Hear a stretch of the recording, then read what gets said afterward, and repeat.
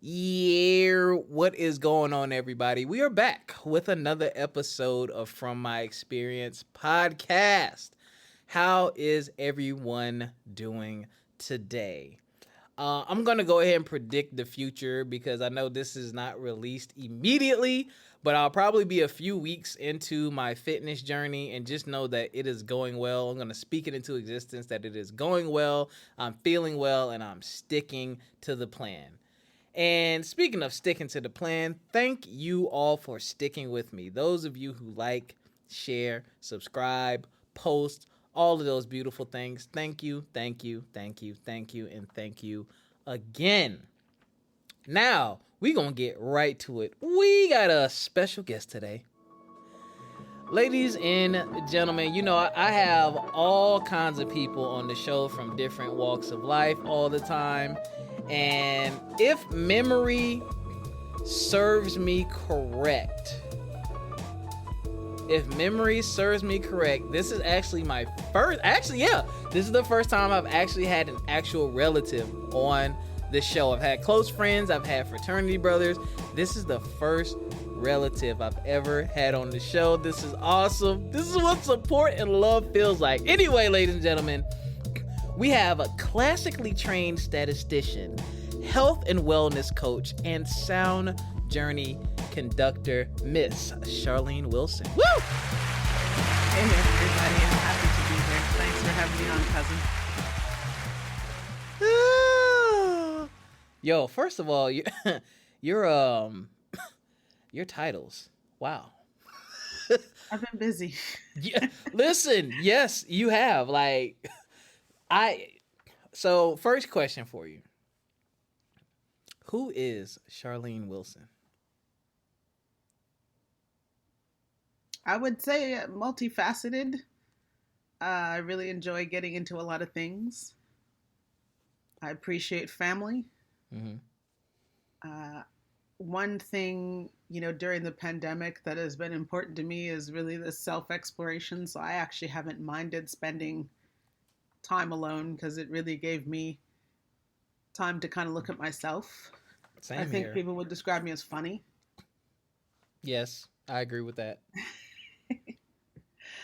There's so much, it's kind of what, as is true with everybody, there's so much. If someone says, who are you? It's like, well, is there any context or anything? But it's like, I enjoy the cerebral. I enjoy having fun.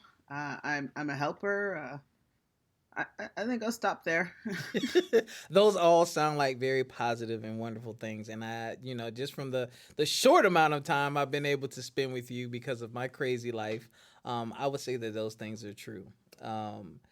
Now, just reading off these titles, I got to start with this one. A classically trained statistician. I'm trash at math, even though I'm going to be teaching it next year. How did you get into that? What was that journey into becoming a statistician like?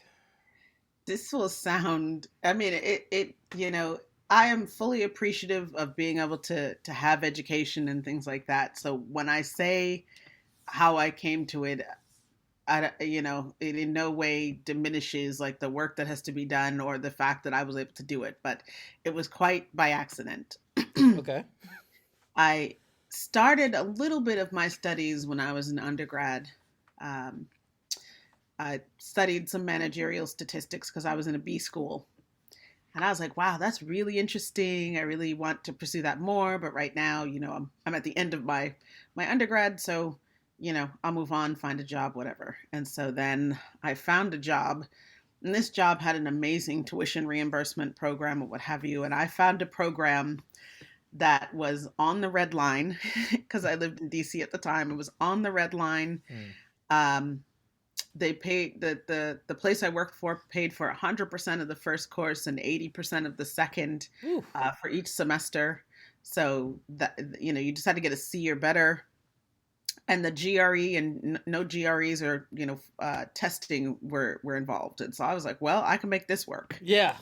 So it's not the most like a lot of people are like, what does this do for your career? But I was really about seeking the knowledge. Yeah. And I also was like, I'm seeking the knowledge, but I want it in a very easy way. So I was like, I lived on the red line. My workplace was pretty close to the red line, and this school was pretty close to the red line. Mm-hmm. No GREs, so I didn't have to sit for a test and study and things like that. And somebody was willing to pay, so that worked out perfectly. Yeah, that definitely sounds like it worked out perfectly for you. Sheesh. More tuition reimbursement if you're out there listening, institutions. So with that training that you got and becoming a statistician, what did you do with that? What did that entail? It's so funny if you like when I went to B school, I was what's called, I think it's called a management scholar. So they named 7 of them in the entire B school for the year. And they do a magazine article on us. And if you looked at my magazine article, I just did exactly what I said I was going to do. I said, I'm finishing this degree. I'll probably go and get a master's degree somewhere, and I'll be a financial analyst. Mm-hmm. And that's exactly what I started off doing. So I worked in a think tank for a little while, and then I worked on housing policy when I was in that think tank. Okay. And then from there, I went on to a very large financial services company. And there I was doing statistical modeling and data analysis and just a lot of stuff related to mortgages. Ugh. How do you feel about the housing market right now? I think it's very challenging. It's interesting. What really is concerning to me is the rental market right now. Yeah. It's very concerning in watching how some are taking advantage. Yeah. And taking advantage either way. But it's like hearing about people who are having people apply. Yep. And for rental properties.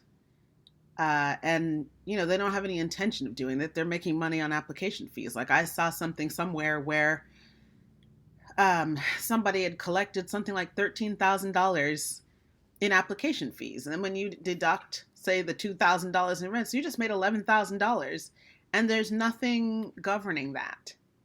Yeah. So people taking advantage of that demand, and it's like, it's almost like a bidding war even for rentals, where I can put up 2 months rent plus the last, and it's a lot. So I think, there needs to be a lot more protection. Like people aren't renting just because they have no other choice. Some people actively choose to rent. Yep. Because they're like, I don't really want the hassle of taking care of a house and things like that. I want to be able to just call somebody or whatever, or I know I'm only going to be here for a couple of years, so I'm not buying a house. Like there's many different reasons for that, but I think there needs to be some more protections, but at the same time, there needs to be fairness. Like it can't be that landlords are left out there either. Yeah. I've heard because shout out to my mentor and broker Corin J. Millette, Exit Realty Low Country Group. Yeah, it went crazy, man, when the pandemic started and people stopped paying rent, and the banks weren't on board yet with giving the landlords a break. It was like, yo, what are you doing? Like, you just stopped paying me. And yeah, the pricing. First of all, where I'm at now in Northern Virginia, like rent was already ridiculous in 2019 when I got here. But now I'm really looking around and I don't understand how some people are able to afford it. Like I really do not get it. I don't understand it. Like some of the rent around here is a paycheck and a half for me. Mm-hmm. So I'm just like, and that's just rent. That ain't cable, internet, what you need, your utilities. Not even gonna start talking about gas. Like it is, you're right. It's getting absolutely ridiculous. I do think there also, like you said, needs to be more regulations because there are people who take advantage. I think I saw something similar to what you said. Somebody posted it like on Instagram saying, "Oh, be very careful." One thing to be mindful of is like looking at rental properties online. And if they've had a bunch of showings or it's been up there for months and it has not rented yet, like that person is like literally collecting application fees. And nope, you're not renting a property. Like, what are you really doing? And the other thing that's really tough and saddening is, when you're renting, that money is gone. It's not an investment. There's no equity. There's no kickback. There's no return. To my knowledge, I'm not a tax expert. There's no tax break, nothing. Like that money is gone. So imagine renting a place 2,000, 2,200, 2,300 a month and trying to save for a house. Which that's a whole nother can of worms with this this housing market. Wild, wild west. The other story that I heard though was that um, the story I heard was just about women, so it's not to make it just about women, but in there were some examples where landlords were asking for sexual favors in exchange for not being able to pay the rent. And I'm like, that is illegal, and there needs to be something done about that. So people taking advantage in many different ways. That is absolutely disgusting. Taking advantage of people in any way, especially in that way, a sexual way, when they're just down on their luck, because a lot of people did lose their jobs during the pandemic and they don't know what to do and did not know what to do. But I mean, come on, like that's ugh. Okay, ill. But I will say a special prayer for those of you who are going through and experiencing struggles with the housing and renting market. We do not know what the future holds, but I just hope it gets better before it gets worse. And I do hope that there is some type of relief. Like as a teacher, I really wish there was something, funded by the government or something like that to really help us as well. Like even if there's like, hey, we're gonna build a specific community or apartment complexes for teachers and give them special rates or something like that, because it's really tough. Like we don't get guaranteed raises. We don't get guaranteed step increases. We get a raise, but like there's like a chart that says, hey, you're supposed to make this much next year. But if A and B don't add up, they say, hey, yeah, we're supposed to give y'all, we can't give you that. But here's 2%, instead of your 5 or 6, here's 2%. And it's just like, thanks, I guess. But I digress. Well, hold on. One more question though, cousin. Is that something you would do though? Who, me? Yeah. Yeah, I would definitely take advantage of that. I mean, would you be the creator of it? Create it? Yes. You have real estate experience. You have the ability to get people to help you and invest. You have honesty, integrity, and good ideas. And even if it might not necessarily be exactly in your neighborhood, looking around in the DMV, there are probably some properties that you could look into. Look at you giving me these bright ideas. I will add that to my notepad over here. Teacher housing. If anyone has questions, he actually is writing it down. I'm looking at him do it right now. I am. I'm looking forward to new ideas. I've been clearing, much like you, I've done some self-exploration and I've kind of narrowed the field and I know what I'm into, what I'm not into, and I've cleared a lot of stuff off my plate so I can make room for more fruitful things in my life. And I have a lot of connections too. So even if it's not me, I might know someone that knows somebody that can say, hey, we should write this policy and do this. So I definitely took note of that. Cousin, question for you. So Yeah. how did you end up in the field of being a health and wellness coach? What led you there? Because you went from statistician to health and wellness, which they don't even, I'm trying to think of where the connection is and I don't even see it. Everybody is multifaceted. Nobody is just this one thing, right? Mm-hmm. So one, I am still working as a statistician, by the way. Okay. It's interesting. It's when I started to explore my spirituality when this all kind of started to come up. So I started going down a path of just having an understanding. I think that there's just more to just what is, say, in these four walls or what's immediately, like there's more, and I want to do some exploration. And once I put that out there, teachers started to show up for different things.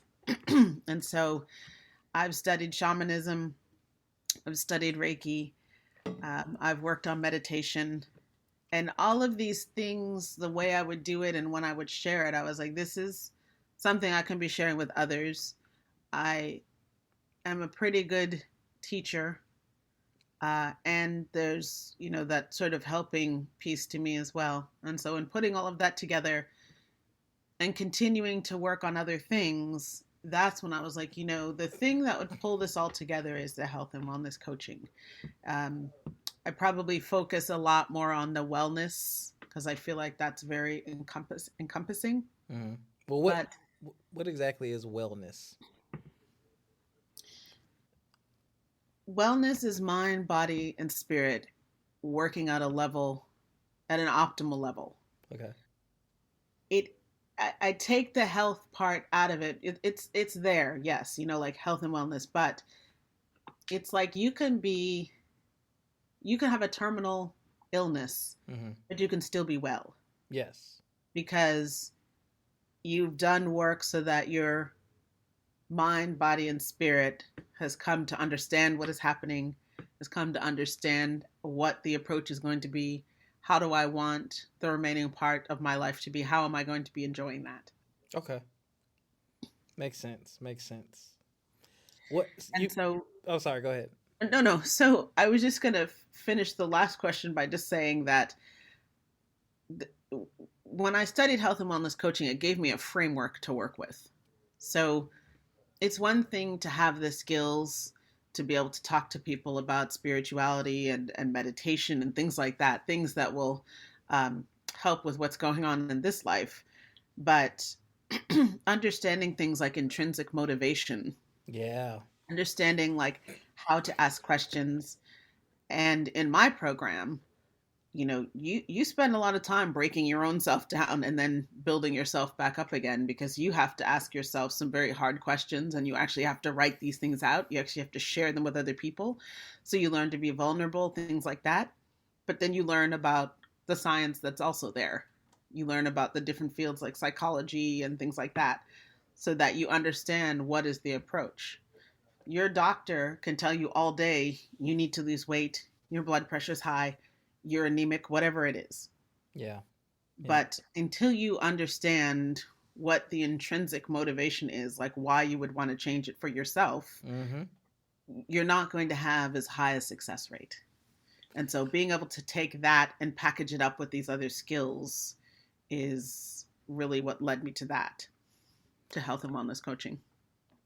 Oh, that's profound. You got me thinking about, like, as you're talking, I'm thinking about my journey in life as to where I was, physically, mentally, and spiritually, and where I am now. I'm so calm. I'm so peaceful. And my intrinsic motivation is really wanting to enjoy life. I've heard, and you hear a lot of people saying health is wealth and all these things about your health. And thank God I've never been really, really, really sick, but I've been unhealthy before. And then I got healthy or healthier, and I felt everything was better. My attitude, the way I felt about myself, my self confidence, just everything was better. And I was like, And then the pandemic hit, and then I got fat again. So now I'm back on the journey because I'm like, hey, I want to get back to feeling like that. Like I didn't feel as bad as I felt before, but I had that little voice in my head saying, hey, I ain't getting a little flabby there. Oh, clothes fitting a little too tight. Man, you might need a 2X again. And I'm like, nah, we got to do something about this. I want to get back to that. And I know that I'm going to reach new heights of success. And I want to, do all that I can to take care of my physical body so that I can be alive and be well and be here to enjoy it for a good bit of time. Like I don't want to have, reach my height of success and then I'm sick because I can't put pork chops down or something like that, or I don't ever work out, or I'm drinking too much and stuff like that.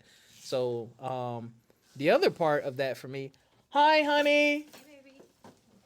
My girlfriend just came home, y'all, and she got to go to work. Did you buy something?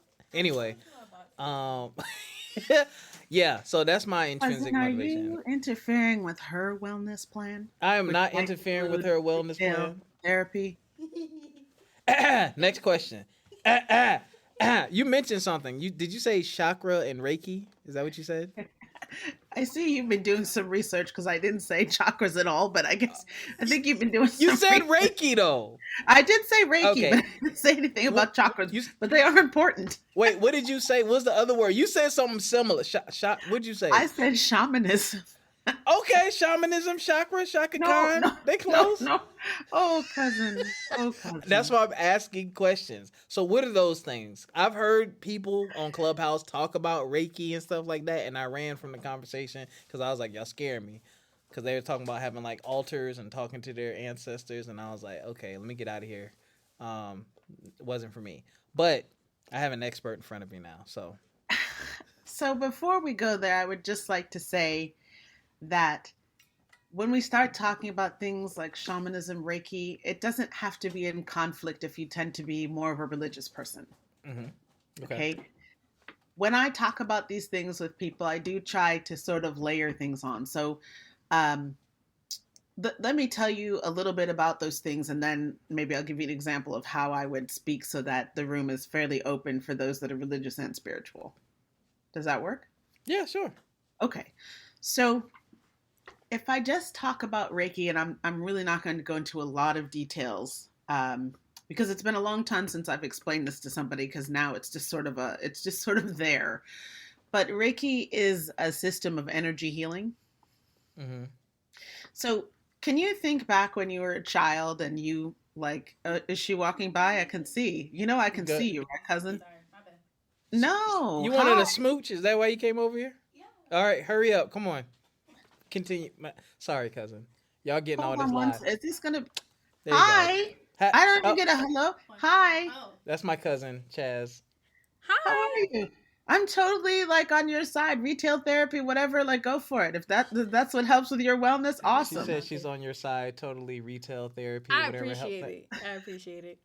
I want to hear more about the Reiki later because I don't know what it is, but I've heard of it. And so, nice meeting you. Nice meeting you too. Nice meeting you too. And my podcast has been taken over. Well, you have to listen to the episode. But okay, go ahead. I just love that. I have a person who looks at me that way too. It's a wonderful feeling. It is a wonderful feeling. That's how she's looking at me right now until I do something stupid. Stupid.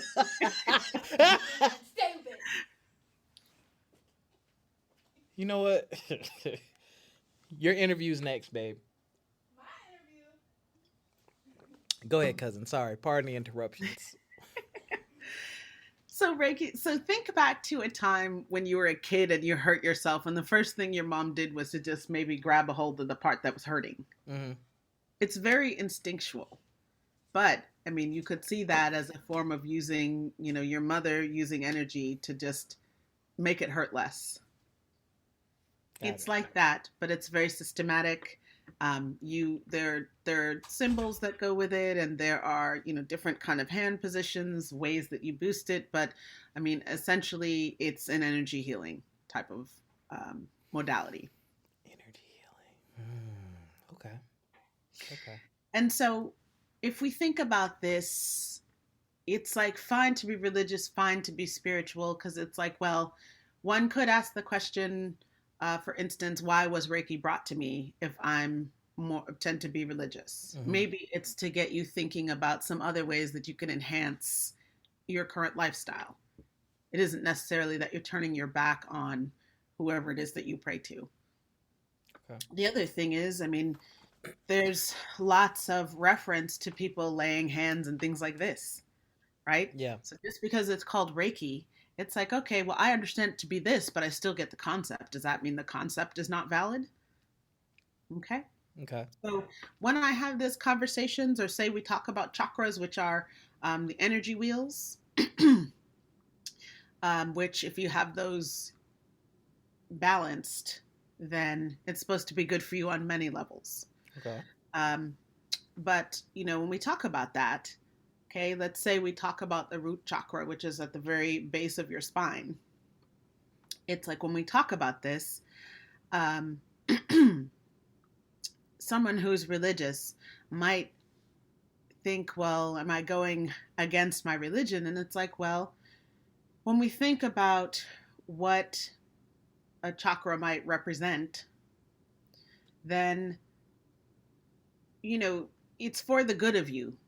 Mm-hmm. And so once you get that concept, then it's like, well, maybe it's just for me to focus on what a specific chakra is about. Maybe I don't necessarily use all the ways that they might be telling me, but it is still something to say, let me focus on it. So like throat chakra, communication. So if we work on that, it's like, okay, communication is good for everybody. It doesn't matter whether you're religious or whether you're spiritual, Right. but it is something to work on.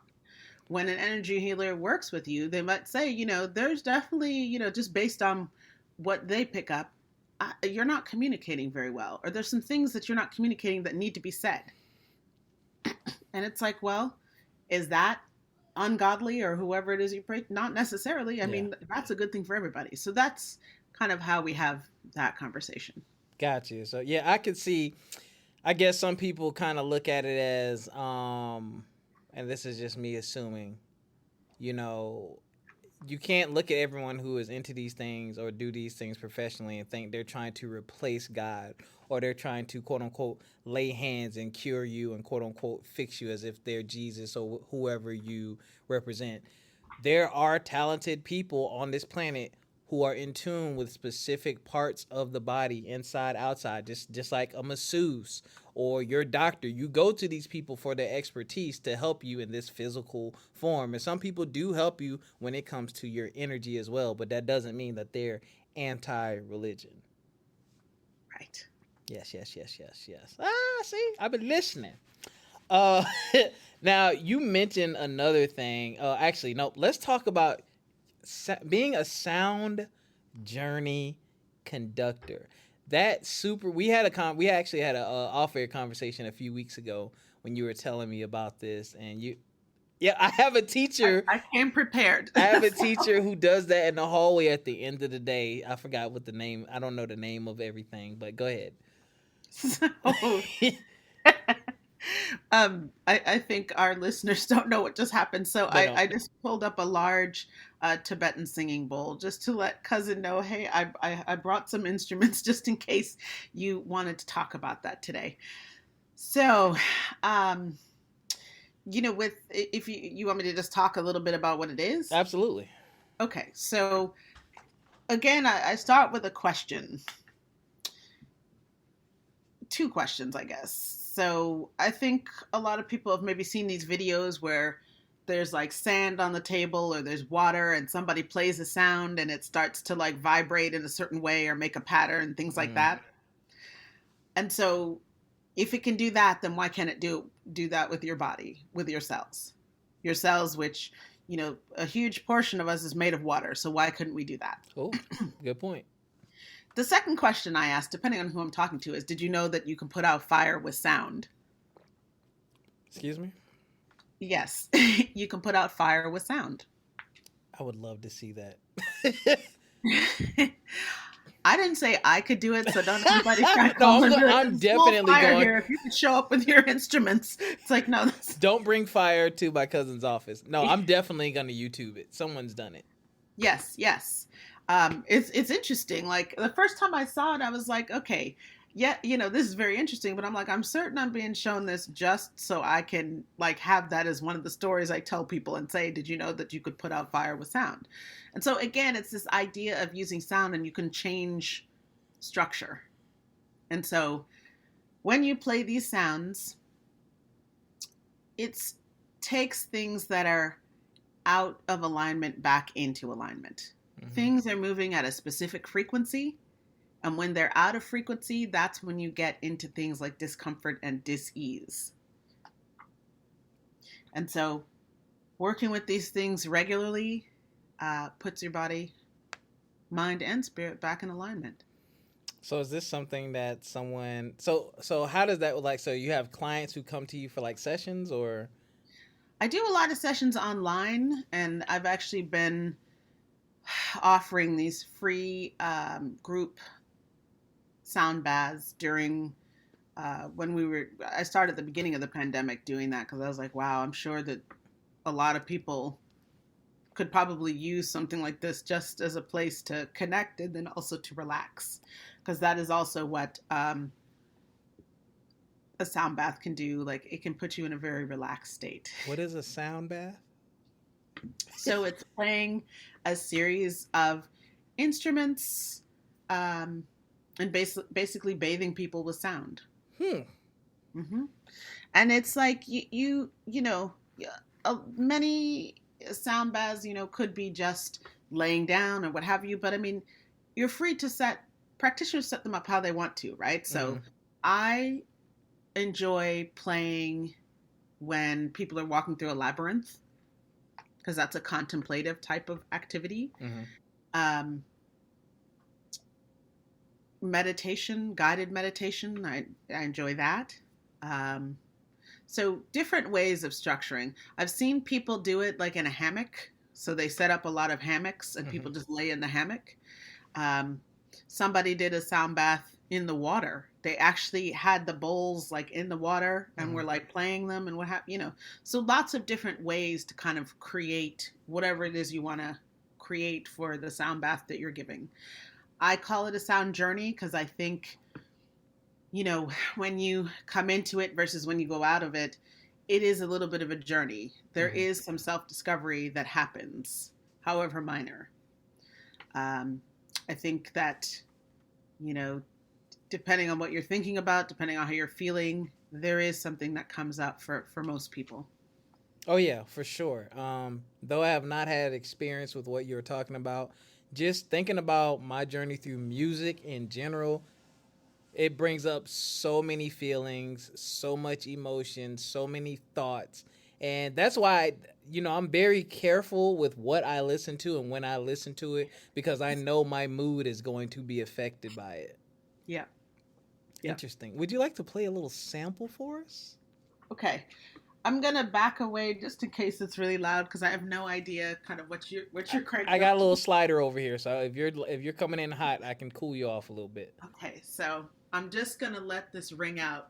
So let me know if I need to play it again. All right, y'all, adjust your headsets real quick, so go ahead.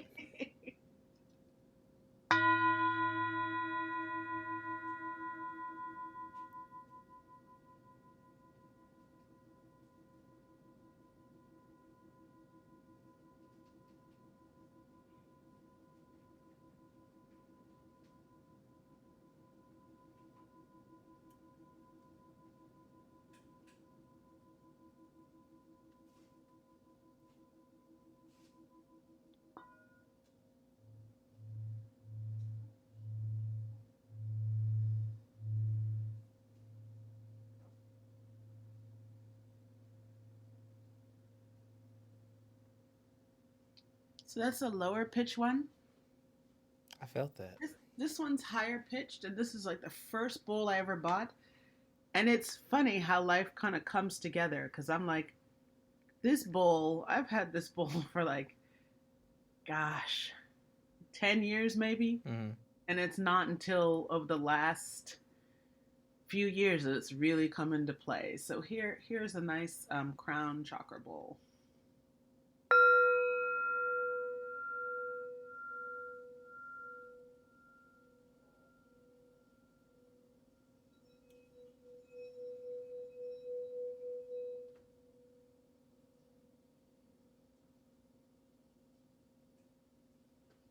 And then the last thing I have. You make me feel like I'm in the mountains. Go ahead. My brain is like I'm listening intently. So like my brain is like, all right, what did you got for me? The last things I have, and generally I use these. These are a little. I think they're better. No, let me not say that. You just have to learn to use them online, but they're what's called tuning forks. This may be much harder to hear. But let's see what happens. I've brought 2 of them. Isn't that? This one's weighted. This is unweighted. I come prepared. Wait, hold them up. Hold them up. Yep. Oh, I've seen those things in like cartoons, but that's. Okay. And they like try to find water with them or something.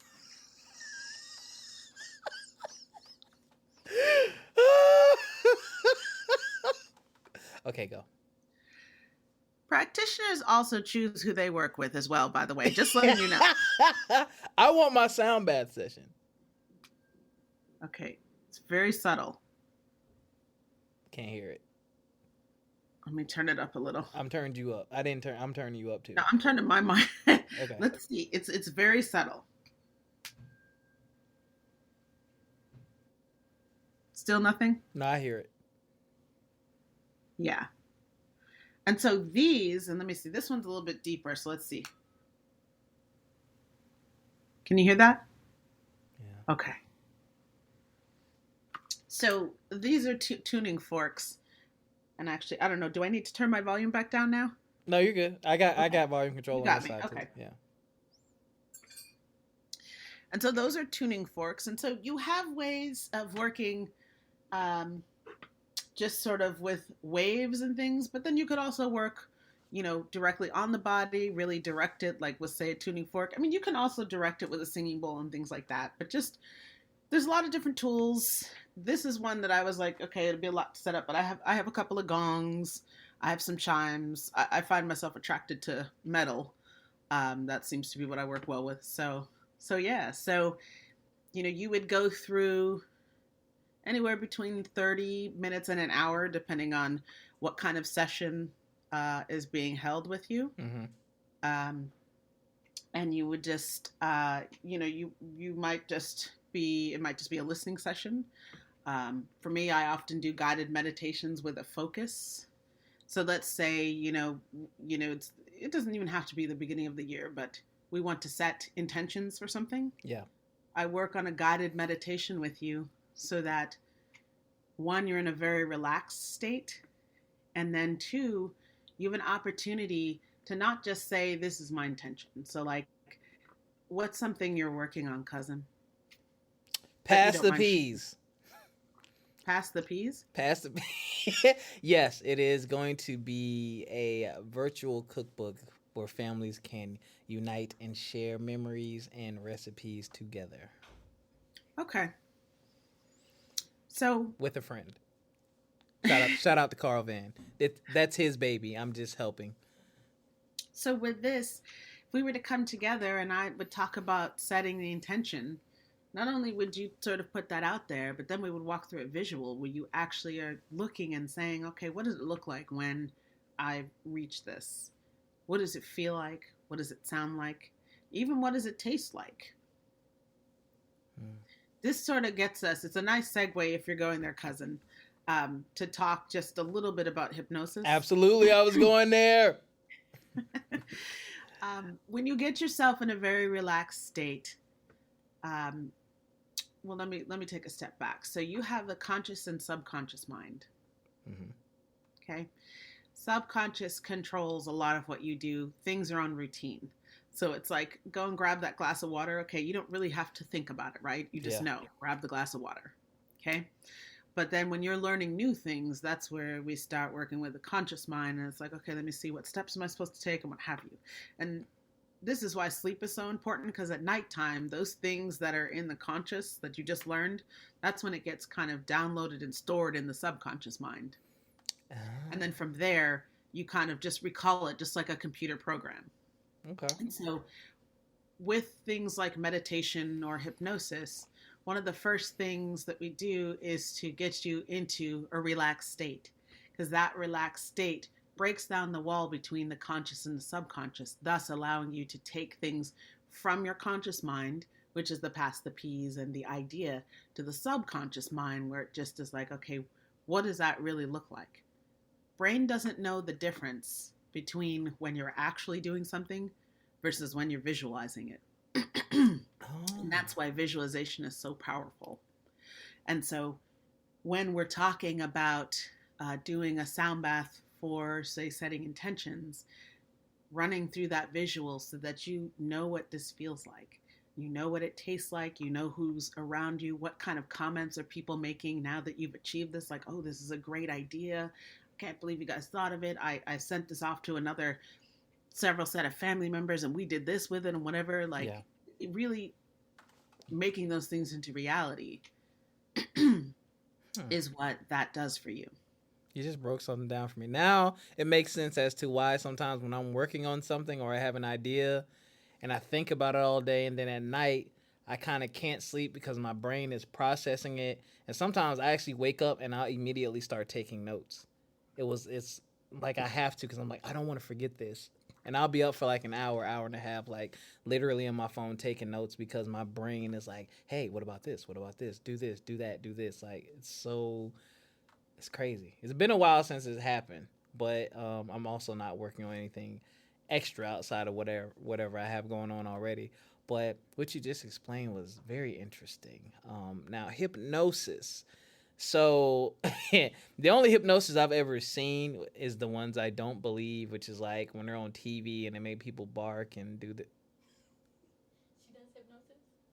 Baby, I'm doing an interview right now. Okay. This is literally in the middle of a professional interview. This is my cousin. We have her phone number, okay? We talk to her whenever we want to. I'm just going to give you my girlfriend's phone number so y'all can talk. Because she popped around the corner like, she does hypnosis? Like, but anyway. I just have to laugh a little at the way people imitate other people. I had to laugh. Because I've heard the imitation, and so my response to my partner is, I think you need to go higher pitched a little and maybe a little less nasally, and then we move on. Oh my gosh, because I thought it was like she needed something, and she's like, no, she just want to ask questions. When you listen to the episode, babe, her links will be in the description too, so you can sign up for some sessions. But hypnosis, so can it really be that serious? Like, you know, if you're that relaxed, someone can literally snap their fingers, put you to sleep, and really have you do all these things? Or is there a more realistic way that it tends to happen? So first, nobody can be hypnotized who doesn't want to be hypnotized. So how do you not want to be hypnotized? You just might be like, I don't want to do it. I mean, so I have a friend who does like performance hypnosis, if you will. And so he will, you know, sell tickets and everybody comes and, you know, he'll bring a group of like 7 or 8 people up or what have you and creates a whole scene and everything. It's very funny. Goes through several different kinds of routines. But before he brings them up, he goes through the hypnosis part to put people in a more relaxed state. Mm-hmm. And so at that time, I was hosting, so I'm like, I'm opting out of it. So I'm not going to pay attention to what's going on, and I'm just not going to, like, allow myself to relax and things like that. Mm-hmm. The second thing is, even when you are hypnotized, nobody can make you do anything that you don't want to do. Okay. Or that you aren't already predisposed to doing. Okay. So I'm certain. I mean, I have to say I'm certain, even though I can't recall which. I'm certain I've seen some kind of murder mystery where somebody hypnotized somebody and then they snapped their finger and the person went to assassinate somebody. Of course. So if they didn't want to do it, they wouldn't have done it. If they weren't already predisposed to it, they're not going to. You know what I mean? So it's like there's a lot of supposition in that, right? I mean, it's fun, but it's like you have to check your. And it's what people are afraid of. Like exactly what you're asking now is people are like, okay, how do I know someone won't hypnotize me and then be like, okay, take all the money out of your bank account. It's like, that no, part. Like it won't happen if you don't want it to happen. Interesting. You have complete control. Okay. So what is that? What type of hypnosis do you perform? So I'm curious as to where that question comes from. What do you mean? Like what? I guess I'm not sure how to answer the question. What type of hypnosis? I mean, do you have sessions with people where you hypnotize them, where you use hypnosis? So, yes. The way I do it is I use what's called the Taylor protocol. And so what's nice is it kind of marries up coaching skills with hypnosis. Okay. Because again, you need that intrinsic motivation. Like it has to be something that you want to do. So you have to understand what it is that you want, what it does for you to get that kind of thing, to get the achievement, the result, or what have you. So, but let's say we're talking about smoking. Okay. Yeah, we know it's bad and what have you, but what specifically for you will it do? Like, what are some benefits? So you talk to a client and it's like, I want to quit smoking. Okay, what does that do for you? For them, it's like, yes, it will be healthier, but it might also be, you know what, I'll get to see my grandkids more because my kids don't really like for me to be around them smoking and stuff like this. Mm-hmm. And then, you know, it's been a little bit embarrassing every now and then because now smoking being less prevalent, people can really smell when you smoked and it's not a good smell. Right? It's never a good smell. And no matter how much my car gets detailed, people who don't smoke can smell it and, you know, just different things like this. And then we talk about things like the environment, right? And it's like, hi again. Your girlfriend just left? Yeah, she just left to go to work. Okay. I always want to be polite. Open. Okay. Um, so, understanding things about kind of what triggers the smoking, like what are the situations that you're in, or what's the setup. So, like, for instance, say that because of your living arrangements, you usually go out on the back porch and smoke. Mm-hmm. Okay, if we walk out on that back porch, there's probably an ashtray there full of cigarettes. Yeah. Probably some cigarettes butts on the ground and whatever. There's probably a little stoop, this, that, whatever. Yeah, whole It's scene. like, okay, what do we need to do to change it so it doesn't completely remind you of the smoking? Okay, we're getting rid of the ashtray. We're getting rid of the, maybe we're putting some more plants back there. Mm-hmm. Things that don't make it your smoking area. Okay. Right? So we're not just providing the hypnosis, we're also providing the support for it. Because, like, with things like breaking a habit like that, yeah, you can get into the subconscious, but you want to set people up for success. And so it's like, what's happening in the environment? Right. So then after you go through the Taylor protocol, and there's several steps in it, I just went over a couple. Mm-hmm. After you go over the Taylor protocol, then I go back later and do a recording for the client.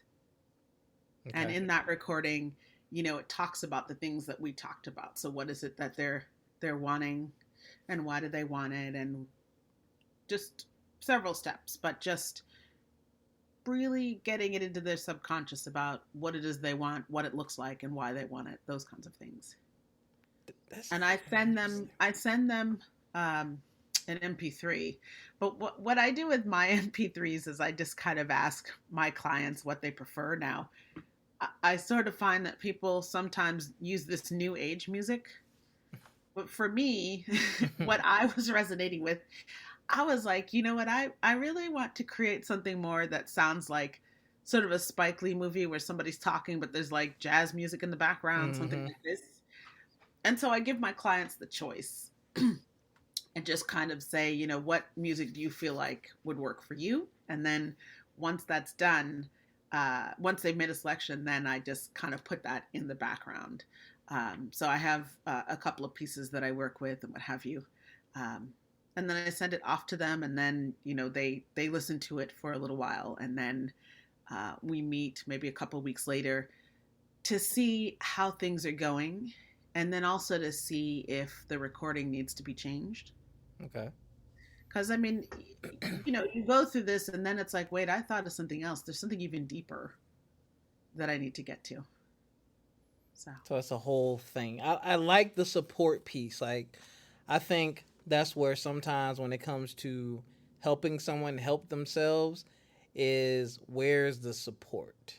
Where's the, all right, I want to stop smoking. But you're right. It's hard to get rid of something when you're reminded of it. Like, I'm having, this whole diet thing I'm going through, but thankfully my girlfriend doesn't eat a lot, and we don't have there's not a lot of junk food here. Like, before I started, I paid them, and I was like, all right, I want to start on this specific date because I want to eat all the crap I want to eat, and some of the stuff I don't even want to look at. Like, I don't want to open my cabinet and see all those juicy, delicious, salty, crunchy potato chips that I can't have. So you're right. Like, I did some cleaning and some moving, and even some coworkers like, oh, we have this, we're ordering out, come to our room. No, I don't want to see y'all eating this food that I can't have. Like, I'm getting it out of my view and just focusing on where I'm trying to be and where I'm trying to get to. I'm focusing on the journey, so I need to have my environment reflect part of the journey. I like that. I feel like I just had a session with you. How much I owe you? Don't answer that. Cousin, I only got one more question for you. Well, 1.5. For the person, young man or young lady, whatever you choose to identify yourself as, who is growing up and is on this journey of self-discovery and learning and tinkering, what words of wisdom do you have for them based on your own experiences? I'm also going to welcome planetarily tenured people as well. Don't just have to be young in order to Yes, planetary. Whoa, say that. Say that again. Planetarily tenured people. Okay. That was one of the best sophisticated jokes I've ever heard in my life. It wasn't a joke, it was serious, but that, oh my goodness, I'm using that. Don't copyright it. I need to be able to use that. No, you cannot have that. People already associate with that with me. I've said it several times, like, no, cousin, you can't have it. I want to borrow it. You can borrow it, but you need to still link it back to me, sir. I will. I will have a head for business. I mean, this is being recorded. Everyone heard where it came from. Everyone heard. So I can't steal it. I had to say before I answer this question, cousin, you did say something so wise, and I turned it into a little bit of a ditty, and it's not even a ditty. It's just one thing, because you just talked about pork chops, and you were like, oh, you know, but I mean, and this is what you said, and I sang it. I'm like, pork is kryptonite for black people. It is. I used to say that. I used to say that to the teachers because, you know, I work mostly with white people, and I'd be like, yo, pork is the black man's kryptonite, and they would laugh. And I'm like, well, you got to look at the health issues in the black community, and there's pork. Sometimes it's pork 3 times a day, but it is so good. It is so good. Like, if you don't like bacon, I can't trust you. I ain't say you got to eat it, but if you say you don't like it, I've never met anyone who says they don't eat bacon. I've met people who don't eat chicken or fried chicken, but I've never met anyone who does not do bacon. So you have no vegetarian or vegan or pescatarian friends? I have a few, yes. They're not eating bacon, sir. I said those who don't like it, not those who don't eat it. Have you heard what's up? So your vegetarian and vegan friends are saying, yeah, we don't eat this, but we love the concept of bacon. Is that what you're telling me? No, we haven't had the conversation, okay? Okay, I invite you to attempt to have that conversation with them. Then I'll lose friends. Cousin, answer the question. Words of wisdom.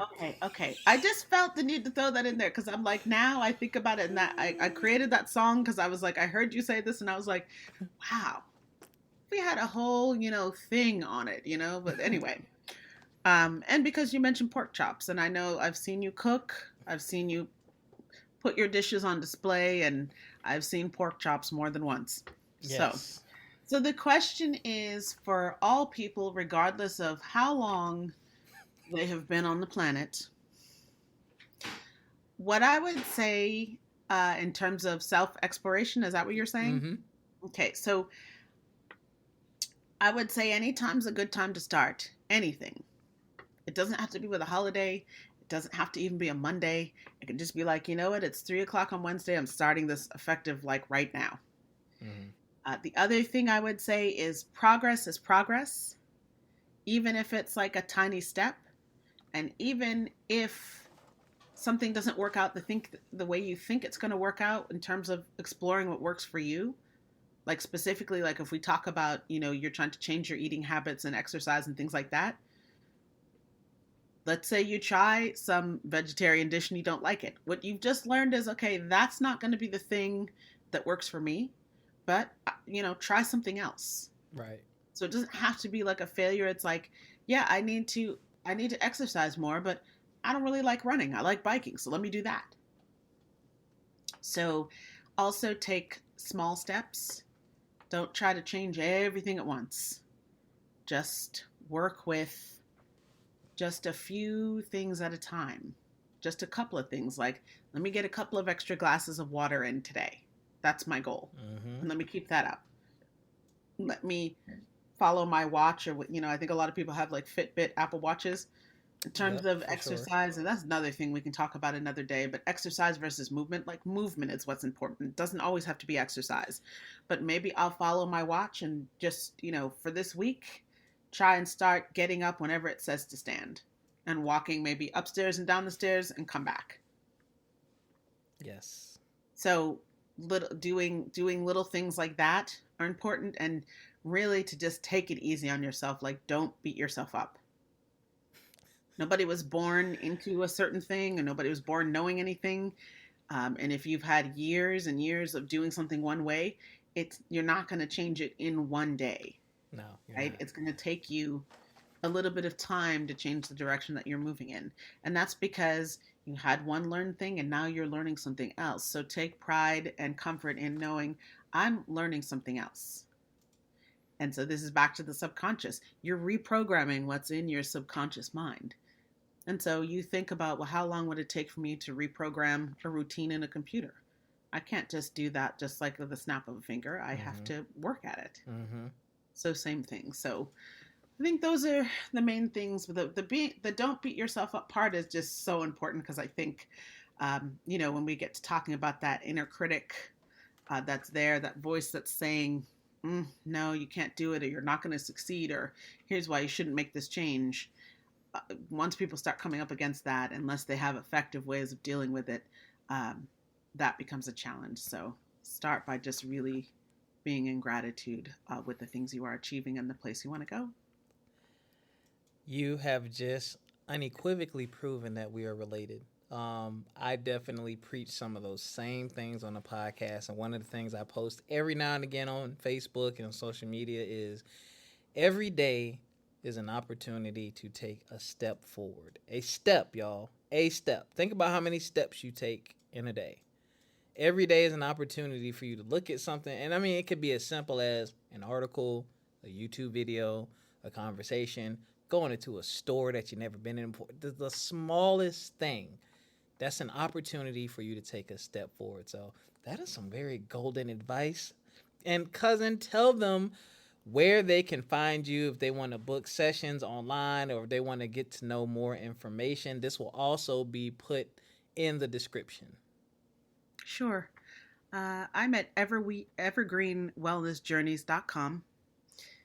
On there, you can book a 20-minute kind of conversation just to kind of understand what you're looking for and where you're at.